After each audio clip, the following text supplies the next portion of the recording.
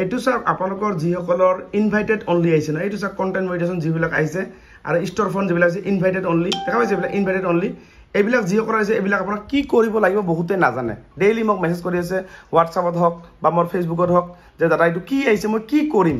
ঠিক আছে, এইটো আপোনাৰ কি কৰিব লাগে ভালদৰে স্কিপ নকৰিব এইটো আৰু শেষলৈ চাব ভিডিঅ'। ঠিক আছে, এতিয়া মই আপোনাক দেখাইছো এইটো চাওক য'ত আছে এইটো কন্টেন্ট মডিটেশ্যন ইনভাইটেড আৰু আপোনাৰ ষ্টৰ ফোন ইনভাইটেড, মানে আপোনাৰ যিমানবোৰ ইনভাইটেড আহিব, খালি এইটো নহয় যিমানবোৰ আহিব আপুনি কি কৰিব ইয়াতে এই কন্টেন্ট মডিটেশ্যন ইয়াতে ক্লিক কৰিব। আপুনি এনেকৈ ক্লিক কৰিব, ক্লিক কৰাৰ পিছত কি আহিব এনেকুৱা আহিব, ক্লিক কৰাৰ পিছত কি হ'ব এই এনেকুৱা আহিব চাওক এনেকুৱা আই এম ইণ্টাৰেষ্টেড। দেখা পালে এইটো চাওক ক্লিক কৰাৰ পিছত কি হ'ব আই এম ইণ্টাৰেষ্টেড। তেতিয়া আপুনি কি কৰিব এই আই এম ইণ্টাৰেষ্টেডটো ক্লিক কৰিব। ইয়াতে চাওক এইটো আছে নহয় এইটো ইয়াতে আই এম ইণ্টাৰেষ্টেড ক্লিক কৰিব। ক্লিক কৰাৰ পিছত আপোনালোকৰ এনেকুৱা চাৰ্ট ওলাব চাওক এনেকুৱা চাওক। তাৰপিছত কি হ'ব আপুনি ইয়াতে ছাবমিট কৰিব। ছাবমিট ইয়াত একো লিখিব নালাগে, লেখা যদি আপোনাৰ থাকে ইয়াত লিখিব নালাগে, খালি এইটো আই এম ইণ্টাৰেষ্টেড ক্লিক কৰি ছাবমিট।